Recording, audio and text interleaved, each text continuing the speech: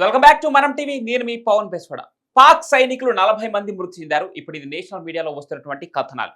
దీని వెనుక పాక్ లో నెలకొన్నటువంటి అంతర్గత పోరే కారణమని తెలుస్తుంది. బలూచిస్తాన్ తో పాకిస్తాన్ ప్రభుత్వానికి ఉన్నటువంటి ఈ అంతర్గత పోరే ఈ రోజు పాక్ సైనికుల మృతికి కారణమని తెలుస్తుంది. దీనిపైన విశ్లేషణ తీసుకుందాం. మనతో పాటు సీనియర్ జర్నలిస్ట్ కట్టా కార్తిక్ గారు ఉన్నారు. అన్న నమస్తే. నమస్తే పవన్.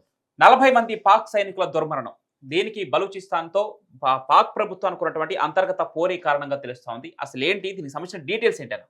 ఏదో ఇంట్లో పెళ్ళం కొడుతుంది, పెళ్ళం దెబ్బలు తాళలేకున్నాడు, బయట పరుగు పోయే పరిస్థితి. ఊర్లో అందరూ అదే చర్చించుకుంటారేమో భయంతో ఏం చేస్తున్నాడు, పక్కింటోడితో తగాదు పెట్టుకున్నాడు. పక్కింటోడితో కావాలని గిచ్చి తగాదు పెట్టుకున్నాడు. ఎందుకు తగాదు పెట్టుకున్నామంటే వాడి పెళ్ళం వాడి వెనకాలకు వచ్చింది. ఎందుకంటే పక్కన ఇంటోడితో తగాదు పెట్టుకున్నప్పుడు మన పెళ్ళం మౌడే తన వెనకాలకు వచ్చింది అని ఒకే కారణం చేత పక్కింటోడితో తగాదు పెట్టుకున్నాడు. ఇప్పుడు పాకిస్తాన్ అదే పరిస్థితి. పాకిస్తాన్ పరిస్థితి బాలేదు. పాకిస్తాన్ లో తిరుగుబాటు, అంతర్గత తిరుగుబాటు. నేను బెలూచిస్తాన్ తిరుగుబాటు గురించి కొన్నాళ్ళుగా వీడియోలు చెప్తా ఉన్నాను, ప్రతి వీడియోలో కూడా చెప్తా ఉన్నాను. అసలు పాకిస్తాన్ యుద్ధానికి ఎందుకు కాలుదవుతుంది? పాకిస్తాన్కి గెలిచే శక్తి లేదు, సామర్థ్యం లేదు, తెలివి లేదు. కానీ ఎందుకు కాలుదవుతుంది అంటే పాకిస్తాన్ లో అంతర్గత సమస్యలు ఉన్నాయి. మరో బంగ్లాదేశ్, మరో శ్రీలంక పాకిస్తాన్ అయ్యే పరిస్థితి క్లియర్ గా ఉన్నాయి. ఇవాళ మనకు అందుతున్నటువంటి సమాచారం ప్రకారం మన క్లియర్ కట్ సమాచారాలు రావట్లేదు. ఎందుకంటే ఏది నిజమో ఏది ఫేకో కరెక్ట్ గా చెప్పలేని ప్రత్యేకమైన పరిస్థితుల్లో మనం ఉన్నాం.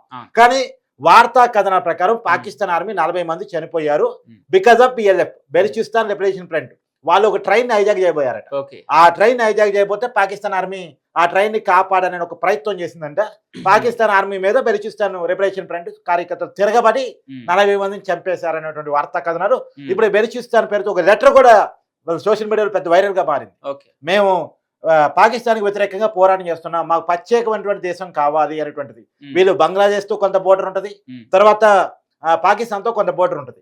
ఈ బోర్డర్ ఉన్నటువంటి ప్రాంతాలన్నీ కూడా మేము సపరేట్ గా ఉంటాము, మేము పాకిస్తాన్ లో ఉండలేము, పాకిస్తాన్ పాలకులు సరిగా లేరు, అక్కడ రాజకీయ అస్థిరత ఉంది, ఆర్థిక అస్థిరత ఉంది, అనేక అవమానాలు ఉన్నాయి, పేదరికం నిరుద్యోగం తాండవిస్తా ఉంది. ఈ పరిస్థితుల్లో ఆ దేశంతో మేము ఉండలేము అనేటువంటి కారణం చేత మాకు ప్రత్యేక దేశం కావాలి. గతంలో బంగ్లాదేశ్ ఇదే పోరాటం చేసింది. బంగ్లాదేశ్ ఇదే పోరాటం చేస్తే మన భారతదేశం ఇన్వాల్వ్ అయ్యి, అప్పుడు ప్రధానమంత్రిగా ఇందిరాగాంధీ గారు ఉన్నారు, ఇన్వాల్వ్ అయ్యి బంగ్లాదేశ్ కి అంటే స్వతంత్ర ప్రతిపత్తి కల్పిస్తూ సపరేట్ దేశం చేసేదంటూ భారతదేశం వాళ్ళకి సహాయం చేసింది బంగ్లాదేశ్ 71లో.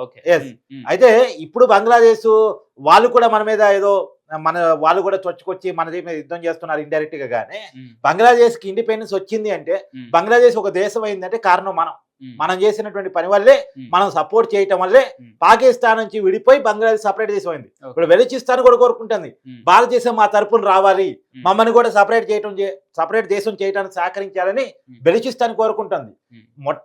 ఈ మధ్య కాలంలో పెద్ద ఎత్తున పాకిస్తాన్ లో భారత మాతకి జై అనేటువంటి నినాదాలు వినపడుతున్నాయి. గతంలో మనం ఏమనుకునేదంటే మన కాడ కొంతమంది కోవట్లు ఉన్నారు, మన పాత బస్తీలో అక్కడ ఇక్కడ కాశ్మీర్ లో అక్కడ ఇక్కడ పాకిస్తాన్ ఏజెంట్లు ఉంటారు, భారతదేశంలో ఇక్కడ ఫుడ్ తినుకుంటూ, ఇక్కడ గాలి పీల్చుకుంటూ, ఇక్కడ నీరు దాక్కుంటూ పాకిస్తాన్ జిందాబాద్ అనేటువంటి వ్యక్తులు ఉంటారు అని మనం అనుకునే వాళ్ళు. కానీ ఇప్పుడు రివర్స్ లో మనకాడ ఐక్యత పెరిగింది, మనకాడ చైతన్యం పెరిగింది.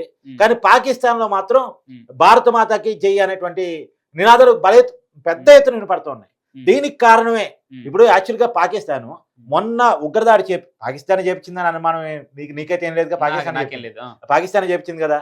మొన్న గతంలో కంటే భిన్నంగా ఉగ్రదాడి జరిగింది.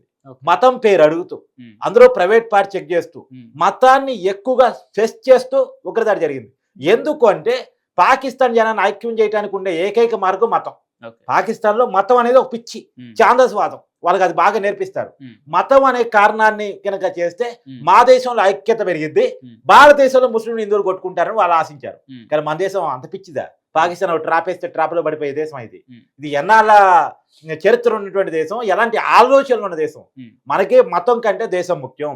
గుర్తుపెట్టుకో, మనకాడ కులాలు, మతాలు, రాజకీయాలు, సిద్ధాంతాలు ఎన్ని ఉన్నా, మన మధ్య వైరుధ్యాలు, విభేదాలు, సాంస్కృతిక పరమైనటువంటి అంశాల్లో ఎన్ని విభేదాలు ఉన్నా ఒక అంశం కాడికి వచ్చేసరికి అందరం కలుస్తాం. భారతదేశం అనేటువంటి పదం కాడికి వచ్చినప్పుడు చిన్న పిల్లవాడి నుంచి పెద్దవాడి వరకు అందరం కలుస్తాం. ఫర్ ఎగ్జాంపుల్, మొన్న నెల్లూరు వ్యక్తి బెంగళూరు సెట్ అయ్యాడు, అతను మన ఉగ్రదాడిలో చనిపోయాడు, మసూదన్. వాళ్ళ చిన్న పిల్లవాడు, దాదాపు 6-7 years ఉంటాయి. అతను కూడా I'm proud of son of Madhusudan Rao అని చెప్పేసి అంటున్నాడు. అంటే మనకుండే ఐక్యత, మనకుండే కమిట్మెంట్ అలా ఉంటది. పాకిస్తాన్ అనేది పుల్ల పెడితే ట్రాప్ వేస్తే ట్రాప్ లో పడిపోయే దేశం కాదు ఇది. ఉమ్, కాబట్టి పాకిస్తాన్ యుద్ధానికి కవింపు దిగటంలో మాత్రం భారతదేశంలో ఉన్న ఐక్యతను చెదరగొట్టాలని మనం ఉగ్రదాడి చేయటం, దాని తర్వాత మళ్ళా రెచ్చగొట్టి యుద్ధానికి లేస్తే వాడి చేత కాదు, వాడికి యుద్ధం చేసే అంత దమ్ము పాకిస్తాన్కి లేదు. కాకపోతే ఏంటంటే వాడి దేశంలో ఉన్నటువంటి అంతర్గత సమస్యలు పరిష్కరించుకోలేక వాడి ప్రజల్ని భారతదేశం మీదకి నెట్టేసి పబ్బం గడుపుకోవాలని చూస్తున్నటువంటి ప్రయత్నం తప్ప ఇంకేం లేదు. ఓకే అన్న, ఇక్కడ ఈ రోజు బిగ్ డే అని తెలుస్తా ఉంది. భారతదేశం ప్రతిచర్య ఈ రోజే మొదలు కాబోతున్నట్టు తెలుస్తుంది. దానికి తోడు పాకిస్తాన్ స్పందన కూడా అదే విధంగా ఉంది. అక్కడ ఉన్నటువంటి రక్షణ శాఖ మంత్రి ఈ రోజు ప్రకటించడం జరిగింది, భారతదేశం 24 గంటల్లో మా మీద దాడి చేయబోతా ఉంది అని చెప్పేసి పాకిస్తాన్ రక్షణ శాఖ మంత్రి కూడా ప్రకటించడం జరిగింది. ఆ బిగ్ డే ఏంటి, భారత్ ప్రతిచర్య ఏ విధంగా ఉండబోతుంది, ఏంటి సైలెన్స్ కి అర్థం ఏంటి? భారతదేశం దాడి చేయబోతుంది అనేటువంటి వాడి ప్రకటన ఏదైతే ఉందో వాడి ప్రకటన మనం నమ్మాల్సిన అవసరం లేదు. మన ఓన్ స్ట్రాటజీ మనకు ఉంది.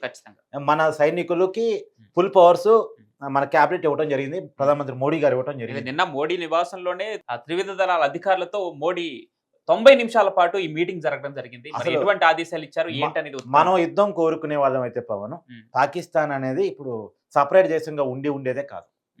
యుద్ధాన్ని కోరుకోబట్టే ఇంకా పిఓకే వాళ్ళ చేతుల్లో ఉంది, పాకిస్తాన్ ఒక దేశంగా ఉంది. మనం యుద్ధం కోరుకునే వాళ్ళం అయితే ఏనాడు పాకిస్తాన్ని క్యాప్చర్ చేసి పెట్టుకునే వాళ్ళం. ఇప్పటికీ పాకిస్తాన్ని రెచ్చగొట్టి కవింపు చర్యలు దిగి యుద్ధాన్ని కావాలని కోరుకుంటుంది.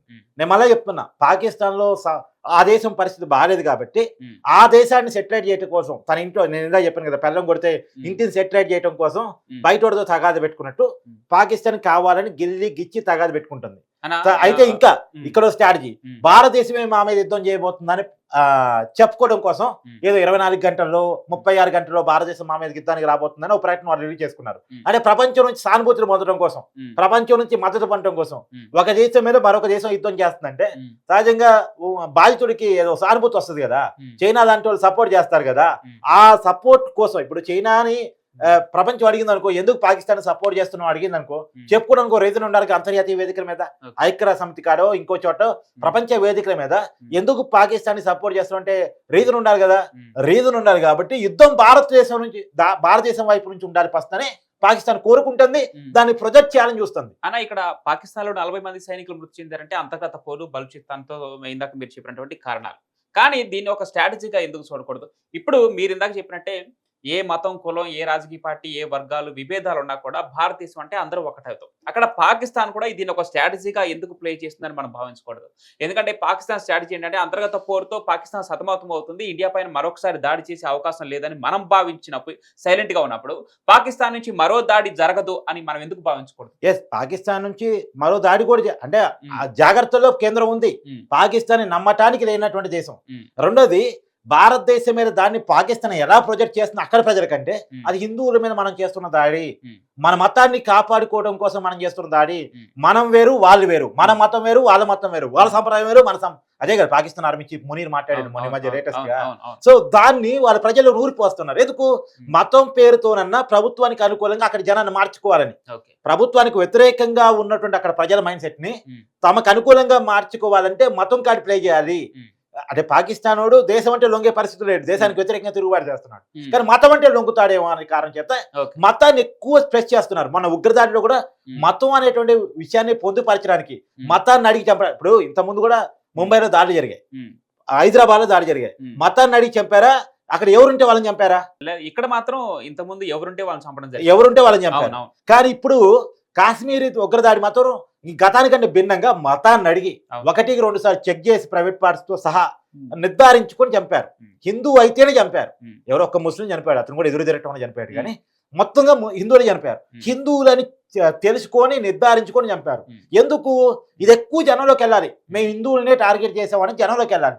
జనంలోకి వెళ్ళటం వల్ల అక్కడ ముస్లింల ఐక్యత జరిగింది, ఇక్కడ హిందువులు ముస్లింల మీద పడి దాడి చేస్తారు. ఇక్కడ హిందువులు ముస్లింల మీద పడి దాడి చేశారనుకో, భారతదేశంలో ముస్లిం మీద దాడి జరుగుతుంది అని అక్కడ ముస్లింలు చెప్తే వాళ్ళు ఐక్యమైపోతారుగా ప్రభుత్వానికి పక్కన. కానీ వాళ్ళు సృష్టించాలనుకున్న ఆ గందరగోళం కానీ ఆ ఘర్షణ పరిస్థితులు కానీ ఎప్పటికీ ఇండియన్స్ మధ్యలో రావు. దీనికి కారణం నేను చెప్తాను. నిన్న మనం శేఖర్ భాషా గారితో చర్చించడం జరిగింది. వాగా బోర్డర్ దగ్గర ఇక్కడ ఉన్నటువంటి పాక్ ముస్లిమ్స్ ఎవరైతే ఉన్నారో వాళ్ళని పంపించడం కోసం ఒక బార్లు తీరిన జనం మనం చూస్తాం. అయితే వాళ్ళకి మీడియాకి వెల్లడిస్తున్న విషయాలు చూస్తే అక్కడ పాకిస్తాన్ లో ఇండియా నుంచి వచ్చిన ముస్లిమ్స్ అంటే ఎంత చీప్ గా చూస్తున్నారంటే అంత చీప్ గా చూస్తారు. నిజంగానే వాళ్ళు ఇస్లామిక్ కంట్రీ అయితే మరి ముస్లిమ్స్ ని స్వాగతించాలి కదా ఇక్కడ నుంచి వెళ్ళిపోతుంటే. నీకు నిజం చెప్తా పవన్, అసలు ముస్లిం ఎక్కడ పుట్టింది, ఇస్లాం ఎక్కడ పుట్టింది? సౌదీ అరేబియాలో. మరి సౌదీ అరేబియా పాకిస్తాన్తో ఎలా ఉంటది? ఉమ్. ఇవాళ సౌదీ అరేబియా అసలు పాకిస్తాన్ ఒక దేశంగా చూస్తుందా? ఉమ్. అదే పాకిస్తాన్ అనేది ఛాందసవాదంతో మిగిలిపోయినటువంటి ఒక దేశం. ఉమ్. ఇప్పుడు మొత్తం 57 ఏదో ఇస్లామిక్ ఆర్గనైజేషన్స్ ఉగ్రవాదులు ఉన్నారు అనేటువంటిది ఒక ప్రపంచానికి ఉన్న ఒక అంచనా అయితే, ఉమ్. దాంట్లో 42 ఆర్గనైజేషన్స్ ఉమ్. ఓన్లీ పాకిస్తాన్ లో పుట్టినాయి. ఉమ్. ఓన్లీ పాకిస్తాన్ దాదాపు 40 పైన ఆర్గనైజేషన్స్. ఉమ్. ఇది అఫీషియల్ గా, మళ్ళీ అనఫీషియల్ గా తెలియదు. ఉమ్. నా ఇప్పటివరకు గుర్తించినటువంటి ఆర్గనైజేషన్లు మొత్తం ప్రపంచవ్యాప్తంగా ఒక 57 ఇస్లామిక్ టెర్రరిస్ట్ సంస్థలు ఉంటే ఉమ్. దాంట్లో 42 పాకిస్తాన్ లో పుట్టాయి. Okay. అంటే పాకిస్తాన్ అనేది టెర్రరిస్టును ఉత్పత్తి చేసేటువంటి ఒక వ్యవస్థ తప్ప ఉమ్. అదొక దేశం అని మనం అనుకోవడానికి లేదు. Right. దేశం అంటే ఉమ్. ప్రజలు ఎన్నుకున్న ప్రభుత్వం పరిపాలిస్తుంది. ఉమ్. కానీ అక్కడ ఏం జరిగిందో తెలుసా? ఉమ్. ప్రజలు ఎన్నుకున్న ప్రభుత్వం కంటే ఆర్మీకి ఎక్కువ పవర్స్ ఉంటాయి. ఉమ్. ఆర్మీ కంటే టెర్రరిస్టులకు ఎక్కువ పవర్స్ ఉంటాయి. ఉమ్. టెర్రరిస్టులు ఏదే దేశాన్ని ఆ దేశంగా అంటామా? ఖచ్చితంగా. సహజంగా ప్రభుత్వం, ప్రజలు ఎన్నుకున్నటువంటి ప్రభుత్వం ఉమ్. దేశాన్ని ఏలాలి. ఉమ్. కానీ ప్రధానమంత్రులను కూడా ఆర్మీ కావాలంటే జైల్లో పెట్టింది. Okay. ఆర్మీ కావాలంటే ఉమ్. ప్రధానమంత్రులను కూడా జైల్లో పెట్టింది. దానికి ఎగ్జాంపులే నవాజ్ షరీఫ్ కావచ్చు, ఇమ్రాన్ ఖాన్ కావచ్చు, Yes, ఇలాంటి yes, వాళ్ళందరినీ yes, అక్కడ yes. బొక్కలో వేయడం. వాళ్ళ మీద ఏదో అవినీతి అని పేరు చెప్పి, అవును. మరి అవినీతి ఎక్కువ ఎక్కడ ఉంటుందంటే మన ఆర్మీ చీఫ్ దగ్గరే ఉంటది. Right, ఇప్పుడు right. ఆర్మీ చీఫ్ ఎక్కడ ఉన్నాడో తెలియదు. మరి అదొక గోల. రైట్, చూద్దామన్నా. ఈ రోజు అయితే బిగ్ డే గా తెలుస్తా ఉంది. మరి భారత్ ప్రతిచర్య ఏ విధంగా ఉందో చూడాలి. దానికి తోడు ఇప్పుడు పాక్ లో ఉన్నటువంటి అంతర్గత పోరుకు సంబంధించి కొన్ని అప్డేట్స్ అయితే వస్తున్నాయి. ఇప్పటికే 40 మంది సైనికులు మృతి చెందినట్టు తెలుస్తుంది. మనకున్న లేటెస్ట్ అప్డేట్స్ ప్రకారం ఇప్పటికే సైనికులు రాజీనామా చేయటం, సైనిక అధికారులు ఆర్మీని విడిచి వెళ్లిపోవటం, ఇదంతా పాక్ కు ఎదురు దెబ్బగానే చూడవచ్చు.